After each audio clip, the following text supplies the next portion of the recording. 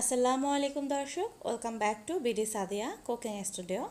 আজকে চলে এসেছি বেসিক একটা রেসিপি নিয়ে, সেটা হচ্ছে বাটার ক্রিম ফ্রস্টিং। খুবই গুরুত্বপূর্ণ একটা ভিডিও, আশা করছি সবারই ভীষণ ভালো লাগবে।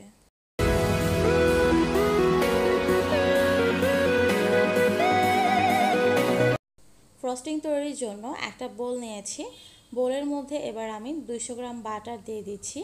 বাটারটাকে আমি ফ্রিজ থেকে প্রায় 2 ঘন্টা আগে বের করে রেখেছিলাম।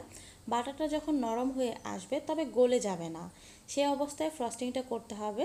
এরকম নরম হয়ে আসলে আমি এটাকে বিট করে নিচ্ছি। এখানে আমি ইলেকট্রিক বিটার ব্যবহার করছি, তবে হ্যান্ড বিটার দিয়েও করা যাবে, কিন্তু অনেক সময় লাগবে প্লাস অনেক কষ্ট হবে। যখন বাটারের কালারটা এরকম চেঞ্জ হয়ে আসবে, তখন আমি দিয়ে দিচ্ছি আইসিং সুগার।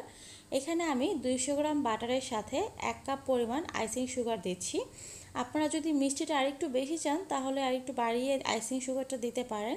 তবে এই বাটারের ক্ষেত্রে আইসিং সুগারটাই ব্যবহার করবেন, কারণ আইসিং সুগারটা গলতে একটু সময় কম নেয়, আর নর্মাল চিনিটা ফ্রস্টিংয়ের ক্ষেত্রে দেওয়া যায় না। এবার আপনারা যে কোনো ফ্রস্টিংই করতে পারেন, সেটাতে আইসিং সুগার দিতে হবে।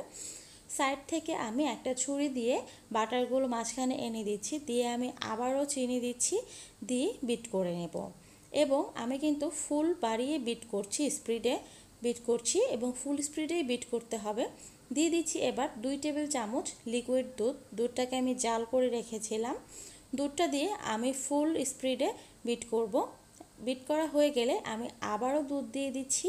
এবারও আমি 2 টেবিল চামচ দুধ দিয়ে দিচ্ছি, দিয়ে খুব ভালো করে বিট করতে হবে।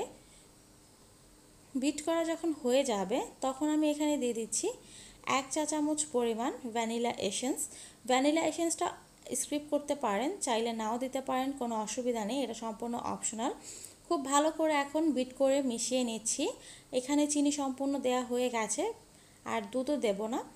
বিট করা হয়ে গেছে। এবার আমি একটা চামচ দিয়ে আপনাদেরকে তুলে দেখাচ্ছি যেটার কনসিস্টেন্সিটা কেমন হবে। আমি চামচে তুলে নিয়েছি, চামচটা কাত করছি কিন্তু পড়ে যাচ্ছে না। আমি চামচটা ঝাঁকি দেওয়ারও কয়েকবার পর পড়ছে, আপনারা দেখতে পাচ্ছেন। যখন এরকম হয়ে যাবে, আমি আবারও তুলে দেখাচ্ছি যে এখন কিন্তু পড়ে যাচ্ছে না, আমি চামচটা কাত করে রেখেছি, আপনারা দেখতে পাচ্ছেন। এরকম অবস্থায় আসলে বুঝতে হবে যে ফ্রস্টিংটা তৈরি হয়ে গেছে। এর চেয়ে বেশি আর বিট করার কোনো প্রয়োজন নেই। এরকম হলেই ফ্রস্টিংটা হয়ে গেছে। এবার আমি আপনাদেরকে দেখাচ্ছি যে এরকম করে আপনারা নজেলের সাহায্যে যে কোনো ডিজাইন করে নিতে পারেন। তবে আপনারা যদি এখানে কালার মিক্স করতে চান, তাহলে এই অবস্থায় এসে কালার মিক্স করে নেবেন। আশা করছি আজকের ভিডিওটি আপনাদের খুব ভালো লেগেছে, আর ভালো লেগে থাকলে অবশ্যই like and share plus subscribe করবেন। আজকে এ পর্যন্তই, আল্লাহ হাফেজ।